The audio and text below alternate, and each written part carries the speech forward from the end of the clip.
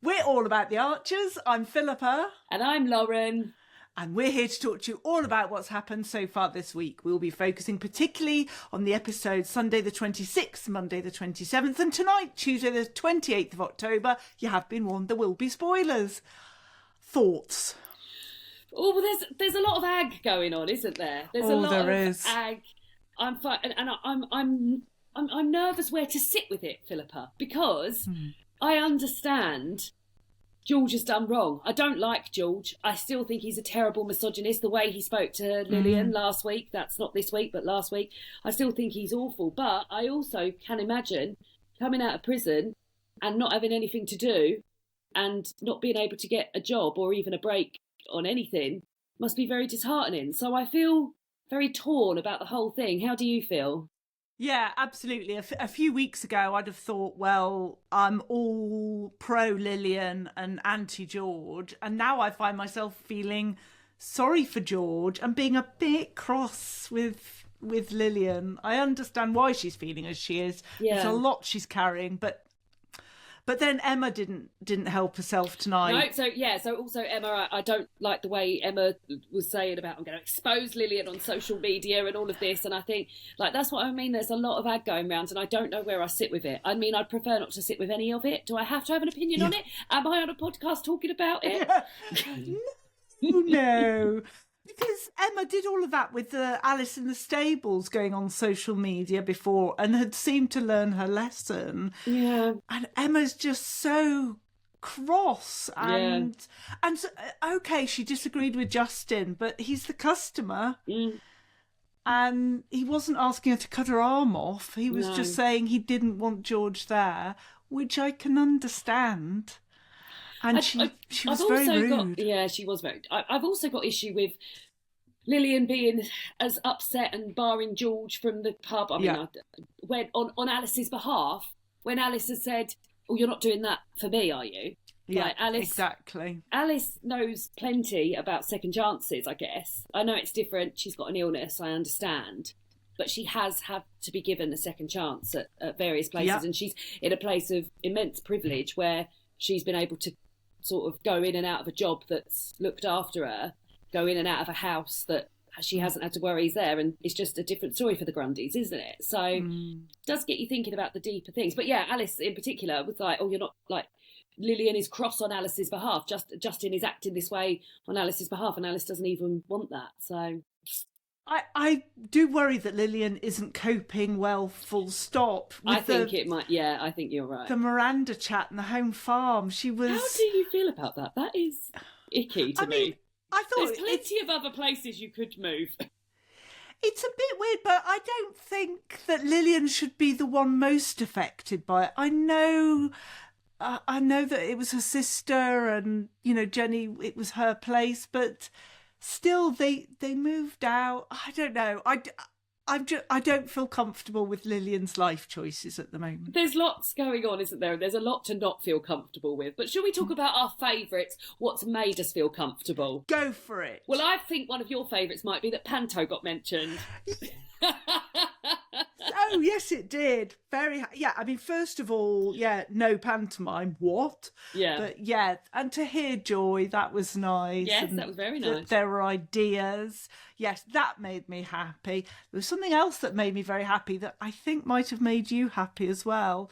And that was the mention, not once, but twice, of reading. Oh, I was thinking Christmas. Oh. Well, but also, I never even, of course, they were saying I'd rather be at home reading my book. I always want to be like, yes. What book? Tracy would rather, yes, I was thinking, what book would Tracy be reading? And also Joy having a thriller, a page turner to give Jill. Yeah. Yeah, I love that. I thought that was perfect for us, wasn't it? Yes, I didn't even pick up on that. I was too excited about the many mentions of Christmas coming from Eddie, who's also not my fave at the moment. But he was talking about getting new slippers for Christmas. I thought, I wouldn't mind new slippers for Christmas. So Kenton mentioning the Christmas lights, Eddie sort of bellowing Merry Christmas. It was making me feel festive. I do worry that all these turkey flyers that Eddie's put in the bull, once Lillian clocks those, they're going to be thrown out as well. I was wondering when he was in there, I thought, are we going to see another Grundy chuck out? Is Is Lillian going to sort of go? Because I get the vibe that Lillian sort of flounces in and out there as she pleases, really, doesn't she? She doesn't have sort of set shifts or anything. She'll just sort of come in and give it a go. And I thought, oh God, is that going to happen as well? Something else that I quite liked that happened at the ball was when Kenton was outside raking up leaves. That was very sort of autumn ASMR. Yes. How did you feel about the awards ceremony and the drinking afterwards? Well, one of my flops was the way Lillian was speaking to Tracy at the beginning of the episode and speaking about her and saying, oh, well, you don't have to come, we can still get Fallon to come. And I just thought, ugh. So the fact that they were getting on by the end of it irked me, because I thought Tracy is a lovely, genuine person and Lillian doesn't deserve her friendship. But yeah, there was lots of camaraderie. And what shape do you reckon this trophy is then? Oh, I didn't like to even think. The whole thing made me uncomfortable, and frankly, I'd have rather be home reading than listening to that. She's been very uncomfortable this week, listeners. Everything's making you feel uncomfortable. It is, but at least we've got Josh back, which is again another week with Josh. Are you aware of Josh's connection to the traitors? No. So Josh is played by Angus, I should say, Angus Imrie, who is Celia Imrie's son. Oh, that is the link. Oh, a lovely link. Oh, well, she's doing ever so well, isn't she? She is. Spoilers. So that's very nice. Oh, yeah, or not. Whether you've watched it, she might be, she might not be. It's all down for interpretation. You'll have to watch. We could, Philippa and I could easily do a podcast about the traitors, but that's in another time zone when we've got more time on our hands. When it started, we were like, oh, if only. But yes, Did you have any food faves?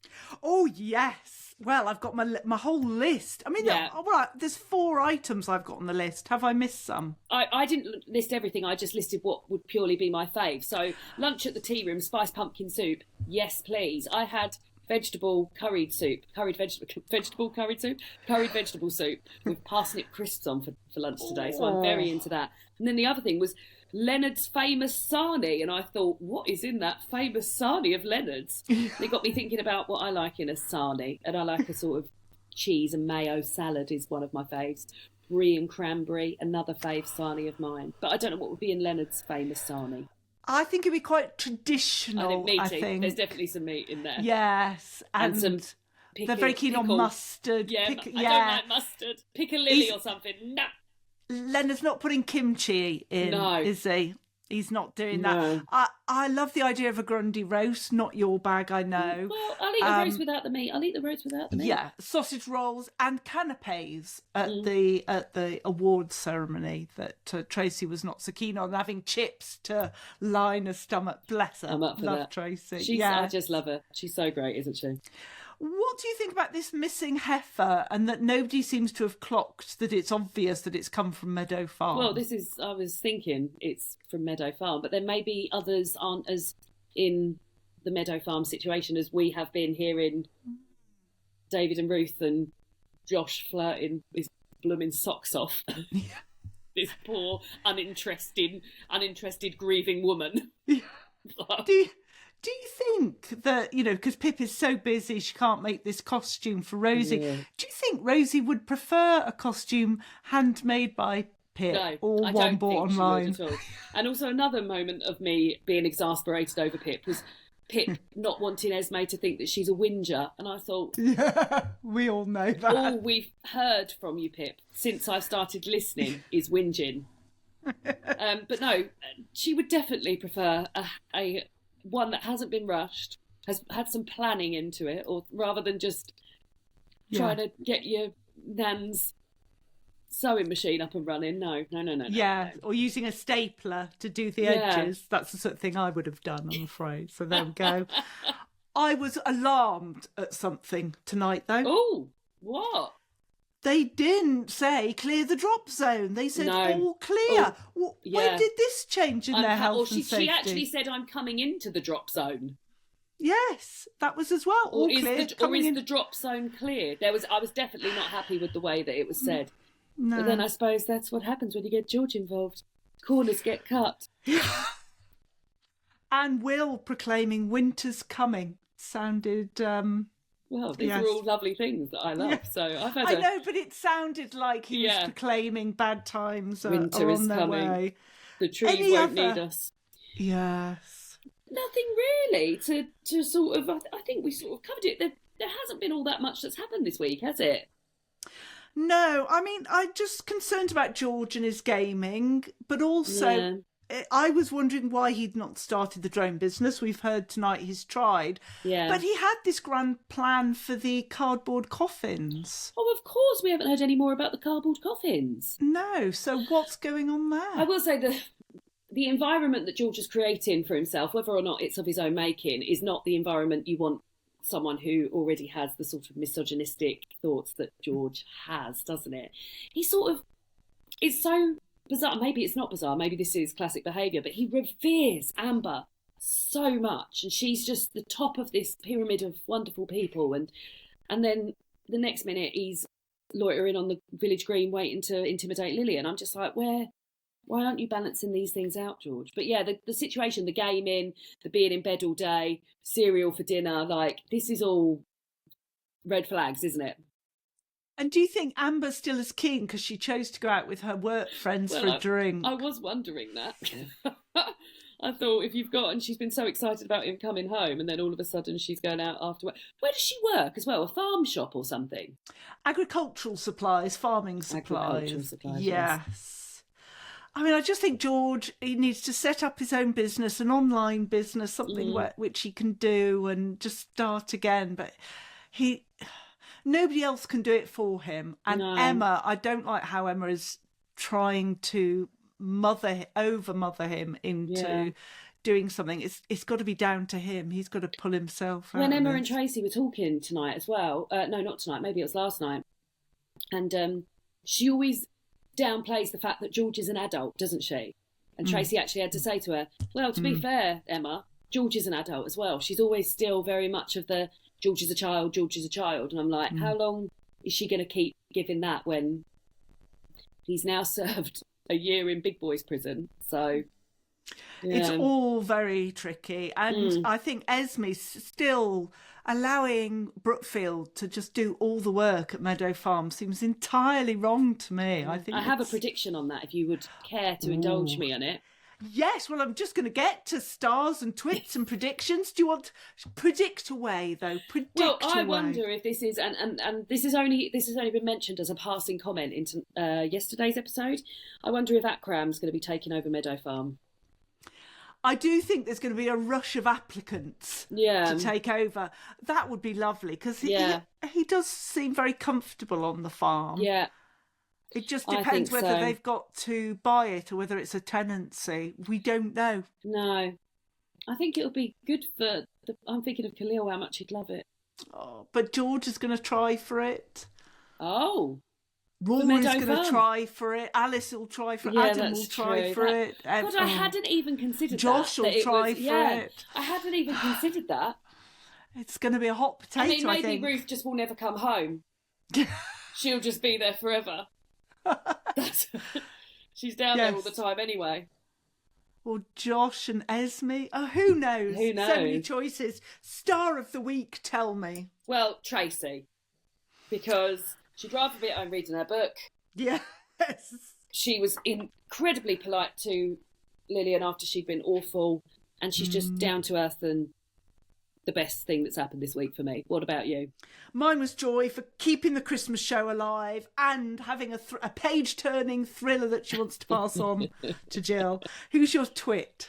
Well, I've gone for Lillian and Justin just because of the way they speak to people. I mean, there's a whole host of things, but I'm trying to measure it all up. But yeah, I did not like the way Lillian spoke to Tracy. I did not like the way Justin came in shouting at Emma. So I'll take that for... But I'm not saying I disagree with their actions. I don't know how I feel about it all. Yeah, I understand. Yeah, mine's... Well, I'm ordering it to Lillian and Emma. I think they both need some time away. Yeah. And a bit of a calm down, but never mind. So any more predictions for me, Lauren? Nothing specific. I'm intrigued to see what happens with this holiday.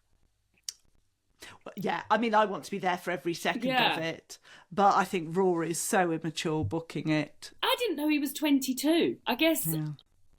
I don't know, maybe his voice sounds older, or he's lived quite a life since I've been listening to it. So, yeah, I just assumed he was a bit older than that. So, yeah. So Alice was fuming with him, wasn't she?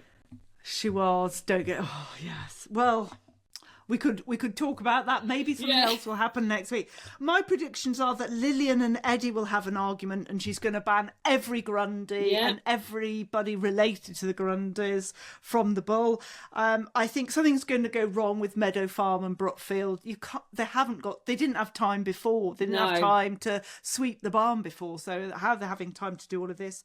And my other prediction is another book club is going to start, because we've heard mentions of books. So that'll be very Joy exciting. and Tracy, that would be very We need nice. another book to read for our Archers book club. We do. You, Katie, so and I, we've read please. 2 books. So, yeah. But if anyone has any suggestions for books that we could read related to the Archers, we loved doing that, didn't we?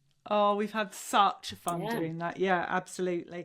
Now, next Tuesday, it should be a whole team event, but you're working on it. So it'll be myself, Katie and Quentin, and we'll be back for that next Tuesday for more of our madness. Until then, it's a goodbye from me. And a goodbye from me.